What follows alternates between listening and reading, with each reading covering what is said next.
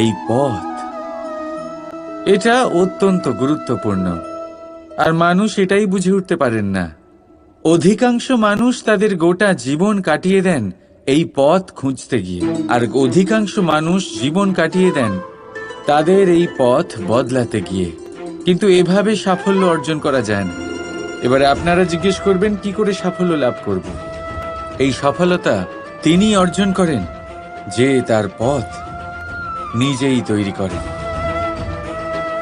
দেখুন, যত শক্তি আর যত সময় আপনি পথ খুঁজতে আর বদলাতে গিয়ে নষ্ট করবেন, তার থেকে কম সময় এবং শক্তির দ্বারা আপনি নিজের পথ নিজেই বানাতে পারবেন, নিজের লক্ষ্যে পৌঁছতে পারবেন।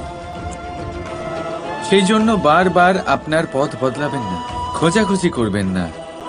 নিজের এই যাত্রায় নিজের পথ নিজেই তৈরি করুন, আর যত তাড়াতাড়ি সম্ভব নিজের লক্ষ্যে পৌঁছে যান। রাধা রাধা। সময় বড়ই অদ্ভুত, এই সময়, তাই না? দেখতে গেলে এটা একটা অনুভূতি, একটা সংখ্যা, একটা বিষয়। এবারে দেখুন না, সূর্যোদয় সকলের একসাথেই হয়, তাই তো?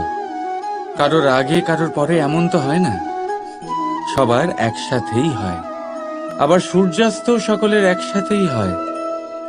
এবারে ভাবুন, এই সময় প্রত্যেকের জন্য আলাদা আলাদা। কারোর জন্য এই সময় ভালো, আবার কারোর জন্য এই সময়ই খারাপ। এক্ষুনি এই মুহূর্তে কারোর মুখে সফলতার আলো রয়েছে, আবার কারোর মুখে অসফলতার নিরাশা। এটা কেন? কেন এই সময় কারোর জন্য শ্রেষ্ঠ, আবার কেন তা কাউকে নিরাশ করে? এটার উত্তর হলো আপনার চিন্তা, আপনার কর্ম।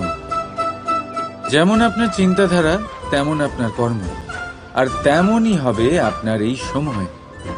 আপনি জীবনে সুখ তখনই পাবেন যখন আপনি কারোর মুখে আশার আলো এনে দেবেন। আপনি আনন্দ তখনই পাবেন যখন আপনি কাউকে খুশি করবেন।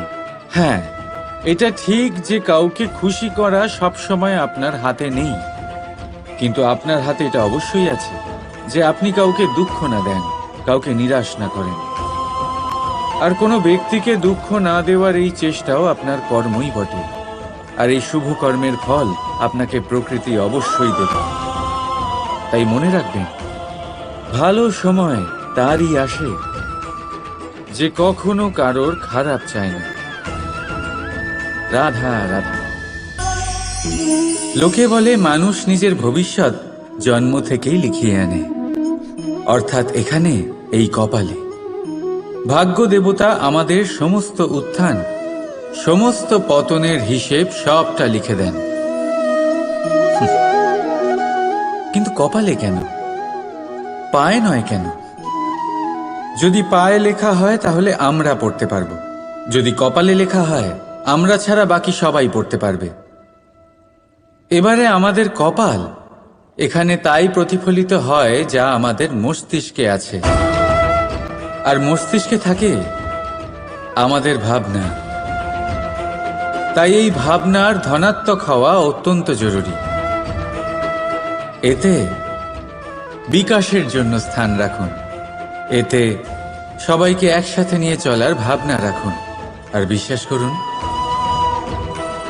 আপনার মস্তিষ্কের এই ভাবনা সাফল্য রূপে আপনার কপালে অবশ্যই লিখিত হবে।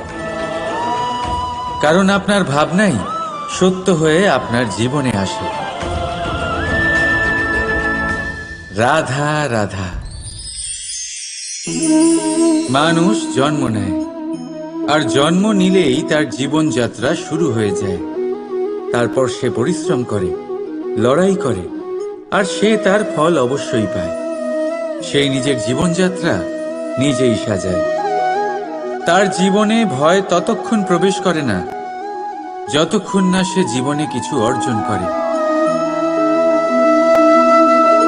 একবার সে কিছু পেয়ে গেলে তারপরে সেটা হারিয়ে যাওয়ার ভয় মনের মধ্যে জন্ম নেয়। তারপর সে ভাগ্য, জ্যোতিষ, ভবিষ্যৎ এই সব দেখতে ব্যস্ত হয়ে পড়ে। আমি আপনাকে একটা প্রশ্ন করছি, আপনি যখন এই সংসারে এসেছিলেন কি নিয়ে এসেছিলেন যে আপনি হারাবেন? কিছুই না। আপনার বশে আপনার জীবনের সেই মুহূর্তই আছে যা আপনার হাতে আছে, অন্য কিছুই নয়। আপনার হাতে আছে আপনার কর্ম। যে জীবনে দুর্ভাগ্যে হতাশ হয় না, যে অসফলতার জন্য ভেঙে পড়ে না, সেই এই জীবনে বিজয়ী হয়। বলুন, যখন আপনার জীবনে কিছুই ছিল না, কি করেছিলেন? পরিশ্রম করেছিলেন, লড়াই করেছিলেন, আর সেই সব কিছু পেয়েছেন যা পেতে চেয়েছিলেন। তাহলে আজ সব পাওয়ার পর ভয় কিসের? সেই সব জিনিস কি আপনাকে পরিশ্রম করার থেকে আটকায়? না। সেই জন্য নিজের হাতের রেখায় কখনো নিজের পথ খুঁজবেন না, কারণ এই সংসারে যাদের হাতই নেই তারাও নিশ্চিতভাবে তাদের নিজের পথ নিজেই বানিয়ে নেয়। তাহলে আপনার কি নিয়ে চিন্তা? রাধা রাধা।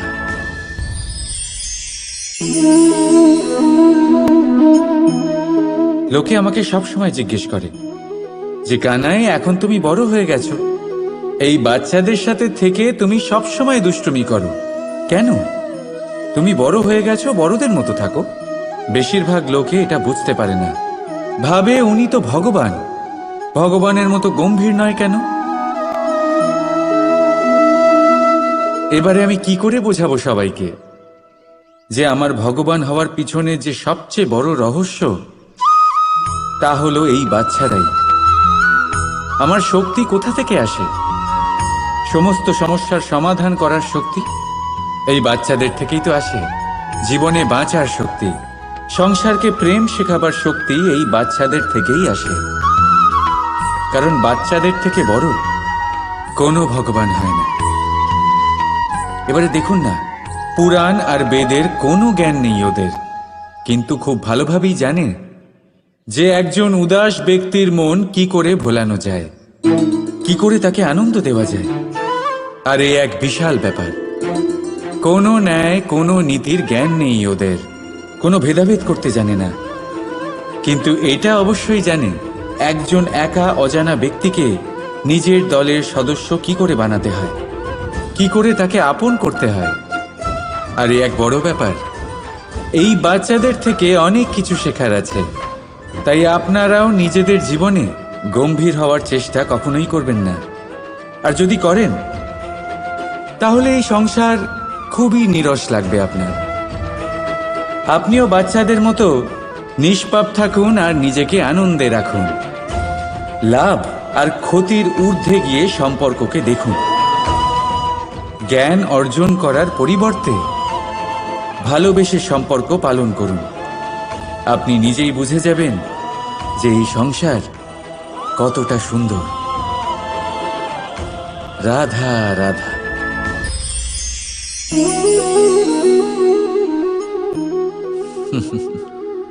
সময়, এই সময় না কোনো ব্যক্তি, না জীব, না বস্তু, তাও সময় জীবিত থাকে। এই সময়ে না জল, না অগ্নি, আর না বায়ু, কিন্তু তাও আমাদের জীবনের আধার এই সময়। দেখতে গেলে মানুষ এই সময়ের হাতের খেলনা। কখনো আমাদের সময় ভালো হয়, আবার কখনো খারাপ। কেউ সময় আসার প্রতীক্ষা করে, আবার কেউ সময় যাওয়ার প্রতীক্ষা করে। কিন্তু এই সময় কারোর হাতে ধরা দেয় না। এই সময় যা কেউ দেখতে পায় না, এটা সবাইকে সব কিছু দেখিয়ে যায়। দেখিয়ে যায় যে আপন কে আর পর কে, আমাদের শুভাকাঙ্ক্ষীকে আর ক্ষতি কে চায়, আমাদের মিত্রকে আর আমাদের শত্রুকে। এই সময় আপনাকে দেখায় যে আপনি কতটা শক্তিশালী, সেই সময় আপনাকে দেখিয়ে যাবে আপনি কতটা দুর্বল। এই সময় সব কিছু দেখিয়ে যায়। তাই এই সময় যা এতটা শক্তিশালী, তা আমরা নষ্ট কেন করি ভেবে দেখুন। এবারে উঠুন আর এই সময়ের সম্পূর্ণ ব্যবহার করুন। এই সময়ের সদ্ব্যবহার করুন, কারণ এই সময়কে ব্যবহার করাটাই আপনার হাতে রয়েছে, আর কিচ্ছু না। আর এই সময় একবার বয়ে গেলে তখন যাই করুন না কেন কখনো ফেরত আসবে না। সময়ের সদ্ব্যবহার করুন আর সবার মধ্যে আনন্দ ছড়ান। আর আসুন আমার সাথে ভালোবেসে বলুন, রাধা রাধা। এই পদ্ম ফুল দেখতে পাচ্ছেন? এর অভ্যেস হলো জলস্তরের ওপরে ভাসা।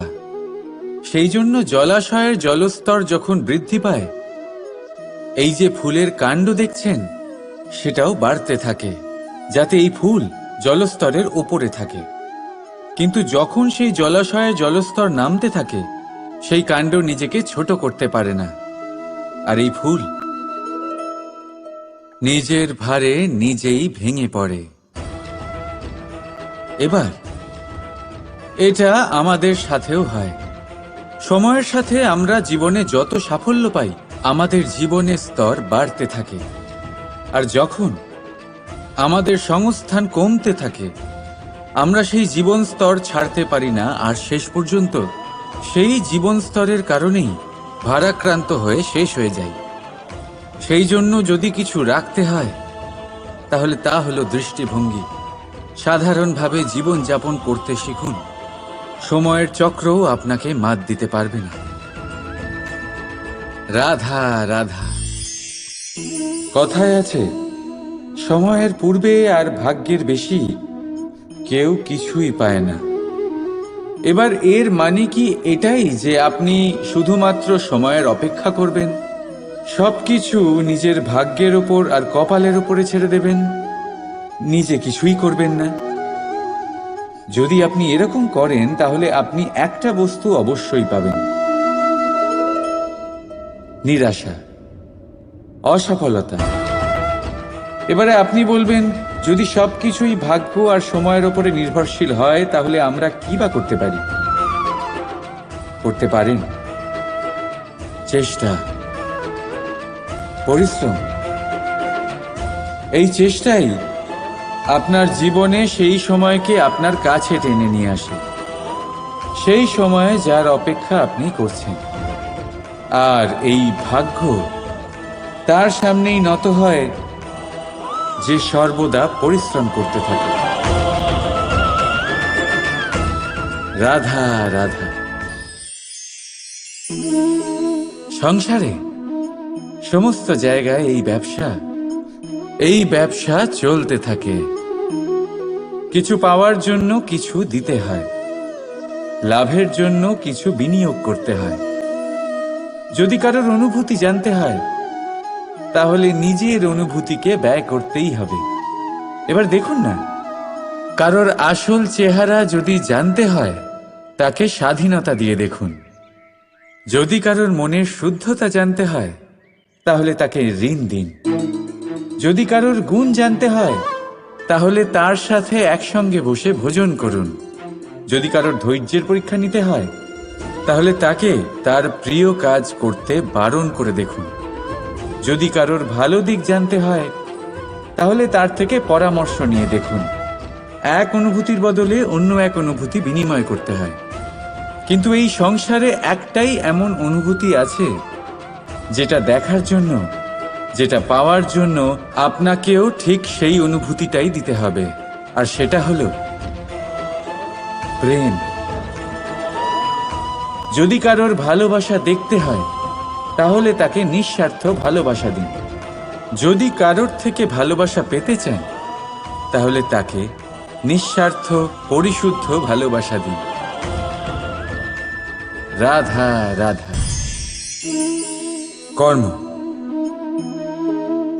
মানুষ সর্বদা কর্ম করতে থাকে, আর এই কর্মের জন্যই সে মান, সম্মান, ধন, প্রতিষ্ঠা লাভ করে।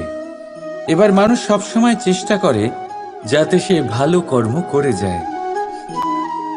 তাহলে আপনাকে বলি, শুধু ভালো কর্ম করাই আবশ্যক নয়, তার থেকে বেশি জরুরি হলো এই খারাপ কর্মকে বোঝা আর তার থেকে দূরে থাকা। কারণ যখনই আপনি কোনো সঠিক কাজ করেন বা ভালো কাজ করেন, কেউ তা মনে রাখে না। কিন্তু এই সংসারে বিষয়টা হলো এরকম, আপনি একটা খারাপ কর্ম করুন আর সেটা সবার মনে থাকে। এই খারাপ কর্ম কাজলের এক কৌটোর মতো হয়। আপনি যতই চেষ্টা করুন বাঁচিয়ে ব্যবহার করার, কিন্তু এই কালিমা কোথাও না কোথাও অবশ্যই লেগে থাকে। সেই জন্য জীবনে ভালো কর্ম অবশ্যই করুন, কিন্তু তার থেকেও বেশি জরুরি হলো এই খারাপ কর্মের থেকে দূরত্ব বজায় রাখা। আর এটা অবশ্যই করবেন। রাধা রাধা।